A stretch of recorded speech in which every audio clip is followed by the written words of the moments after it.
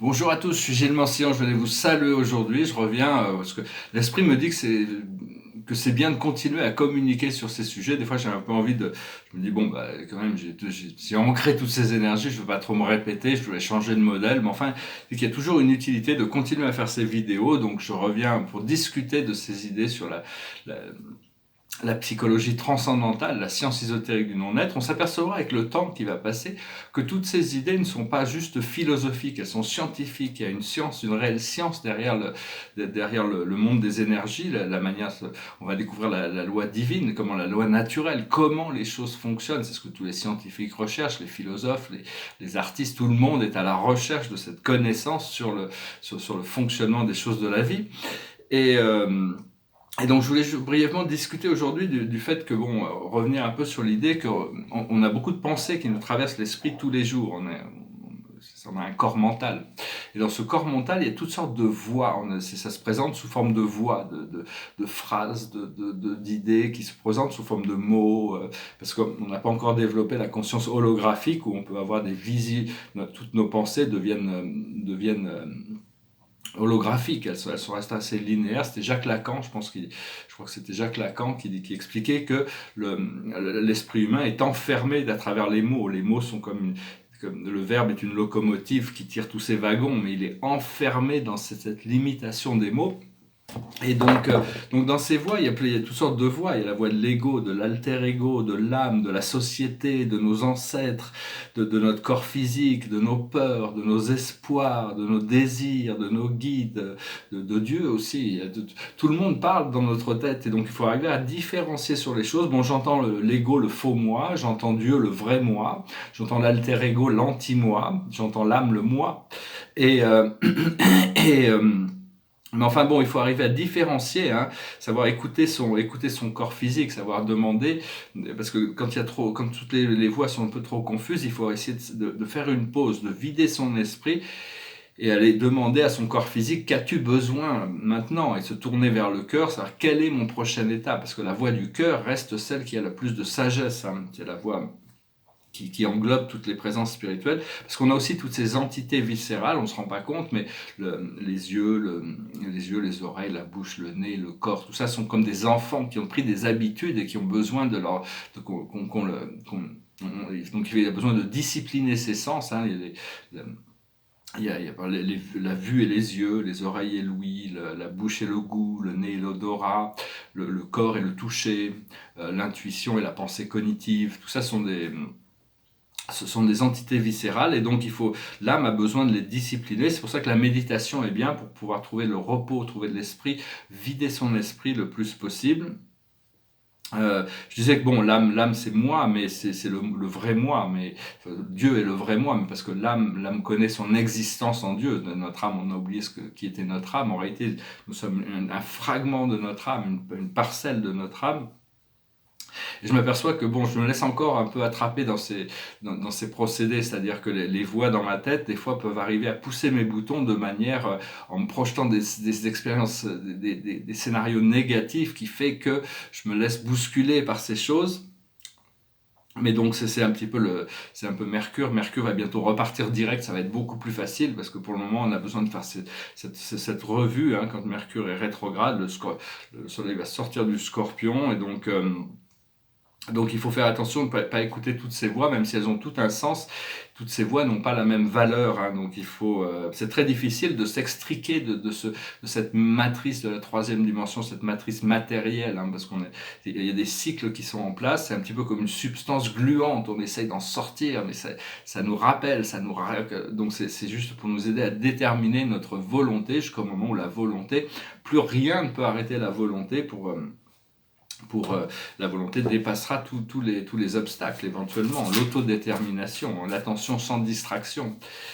Et donc voilà, je vais discuter de trois idées. Je vais tirer quelques cartes peut-être. Je vais tirer 4 cartes avec la carte de la cache.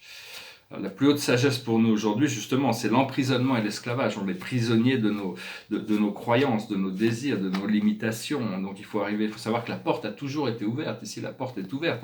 On est là pour se libérer, pour ouvrir pour lâcher prise sur toutes ces choses inférieures, toutes ces idées, ces projections négatives qui peuvent encore arriver.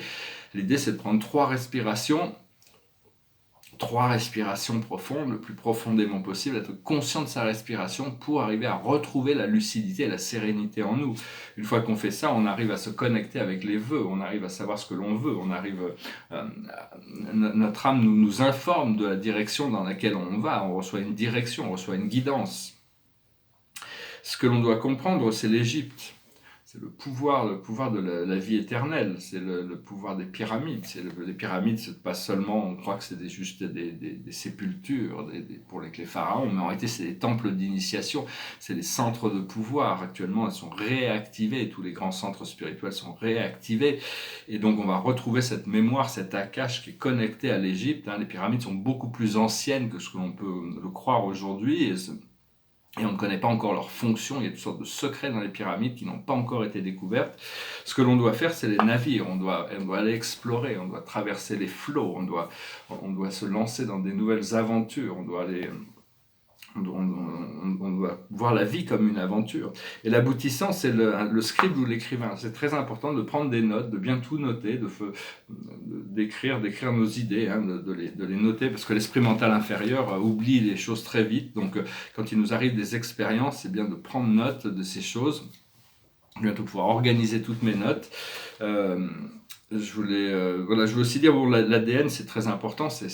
En essence, tout vient de l'ADN. C'est la génétique, c'est quelque chose de très très réel aussi, qu'on ne connaît pas. On a l'impression qu'on connaît. On essaye de décoder ces 3% de notre ADN en pensant que tout le reste, ça n'a aucun sens. Alors qu'en réalité, tout l'ADN est codant, tout l'ADN a un sens, une fonction. On a besoin de le réactiver. L'ADN contrôle aussi bien le flot du sang que le pulse électromagnétique qui emmène l'information au cerveau, qui permet d'analyser et de comprendre les choses, que la cache, toutes ces mémoires qui peuvent revenir. Donc c'est important essayer de travailler avec votre ADN, visualisez-le. Visualisez-le, envoyez-lui de la lumière, demandez-lui de se réveiller, il est en train d'être réactivé tous les jours. Il faut prendre le soleil, même s'il y a des nuages, même s'il pleut, il faut aller dehors, parce qu'il y a des fréquences de lumière que le soleil envoie, qui sont actives dans cette activation de parties non codantes de notre ADN pour arriver à dépasser nos limitations, dépasser notre perception. Il y a des choses, il faut apprendre à apprécier les choses de la Terre. C'est-à-dire il y a toutes sortes de choses qui nous amusaient avant, qui nous amusent plus. On va devoir maturer, grandir un petit peu. Mais enfin, tous les gens qui disent que s'il faut être spirituel, il faut pas manger de viande, il faut pas avoir de vin, faut pas avoir de sexe, et tout ça, c'est des dogmes, des choses très anciennes qui n'ont rien à voir. Il faut savoir ce qui est bon pour vous et ce que vous voulez, ce qui est bon pour vous et ce qui n'est pas bon pour vous. Savoir, il y a des choses qui sont ok pour vous et des choses qui ne le sont pas. On est un peu tous différents, ça dépend des programmes de notre âme. Enfin, toutes ces choses sont acceptables, dans modération, bien sûr. Il faut trouver toujours la balance, mais par exemple, pour utiliser un exemple pour moi, par exemple, je sais que boire de l'alcool, c'est acceptable, bien que j'en boive pas, parce que je bois très très rarement, parce que j'aime plus trop ça. Mais le café, alors que j'aime beaucoup le café, n'est plus acceptable pour moi. Donc donc mon salut revient à boire du thé actuellement, beaucoup de thé. Du thé bio, parce que j'en bois beaucoup, donc il vaut mieux prendre des produits bio et moins de produits chimiques. Il y a très peu de choses qui ne sont pas acceptables dans mon programme, mais bon, il faut que j'arrive à lâcher prise sur ces petites choses qui ne sont pas acceptables pour moi. Après ça, tout le monde est différent. Si j'étais alcoolique, l'esprit me dirait de ne pas boire d'alcool, parce que ça déconnecte déconnecte. Enfin, je peux boire un verre de vin comme ça, ou un apéritif de temps en temps, ça me gêne pas, c'est acceptable pour moi. Donc il faut savoir ce qui est acceptable pour vous, les choses que vous devez lâcher prise et les choses sur lesquelles vous devez... Vous pouvez continuer à pratiquer. Il faut pas arrêter de croire que le jugement des autres est plus valide que votre jugement à vous. Savoir que vous êtes le maître de vous-même. Vous pouvez vous-même déterminer ce qui est bon ou ce qui n'est pas bon pour vous. Donc Du moment qu'on ne fait de mal à personne, après ça, c'est juste arriver à garder l'équilibre dans notre vie pour être... Mais toutes ces choses du monde terrestre sont là parce qu'elles ont été créées pour être appréciées, pour être aimées, pour qu'on puisse en profiter de toutes ces choses du monde terrestre. On n'est pas là pour devenir des ermites, partir dans des caves. Bien sûr, ça va plus vite hein, quand on fait cette ascension. Si on sort du monde terrestre, on n'a plus aucune des distractions. Enfin bon, on n'est pas là pour ça. On est là pour intégrer toutes ces choses en même temps. Donc voilà, je veux juste venir vous saluer aujourd'hui. Le tableau derrière moi ici, c'est un bouquet de fleurs. C'est un bouquet de fleurs sur papier. Hein. Il est un peu spécial, mais enfin moi je l'aime bien. Il est assez décoratif. Ici, c'est un tableau qui est presque fini. Il y a encore besoin d'un peu de décoration, mais sinon la structure y est. Il y a tous les noms des 7 grandes familles spirituelles. Et donc c'est un tableau sur les 7 grandes familles spirituelles, hein, c'est ici The 7 Great Families of Spirit Beings. Je voulais montrer le tableau que j'ai montré, le pièce que j'ai montré hier, il y avait une barre blanche qui traversait le tableau, j'ai vu en regardant la vidéo, mais c'était juste un reflet de la lumière, sur la glace. Et je vais montrer 2 autres tableaux, ici ça c'est un tableau, j'en ai fait, c'est ma 2e version, j'en ai une autre version, faire rigoler, mais c'est une version, j'en avais fait il y a très longtemps, une autre version de ce tableau, il est accroché au musée du Louvre, c'est un tableau assez populaire. Alors je suis en train de travailler, bon il n'est pas fini, les yeux, tout ça, le visage, tout ça n'est pas fait, c'est une Joconde, elle va être sur un fond stellaire, hein. Ça va être pas mal, on va voir ce que ça va donner, c'est une 2e version, hein. La première version est assez populaire, donc je me suis dit je vais refaire une 2e version pour en profiter moi. Et même ça va me prendre du temps. Puis ce tableau-là, j'ai commencé ce tableau, je voulais faire complètement autre chose, c'est sur le flot de la vie.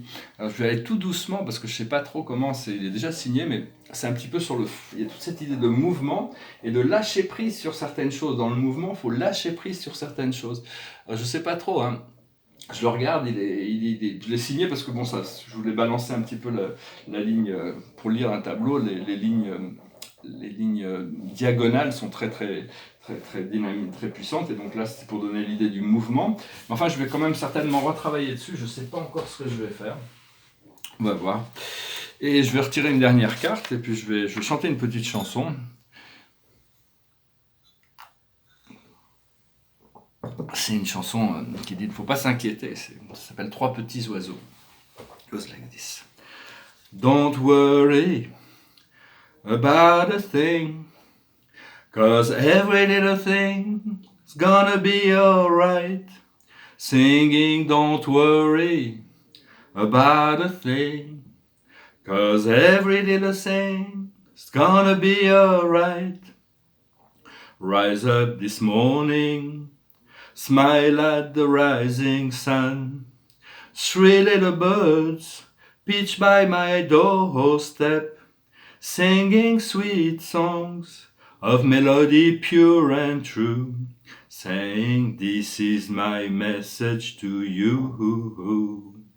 Don't worry about a thing, 'cause every little thing's gonna be alright.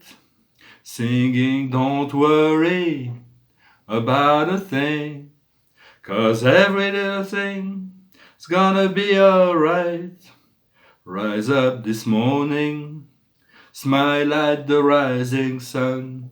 3 little birds pitch by my doorstep, singing sweet songs of melody pure and true, saying this is my message to you. Don't worry about a thing, 'cause every little thing's gonna be alright. Singing don't worry about a thing, 'cause every little thing's gonna be alright. Oh, don't worry.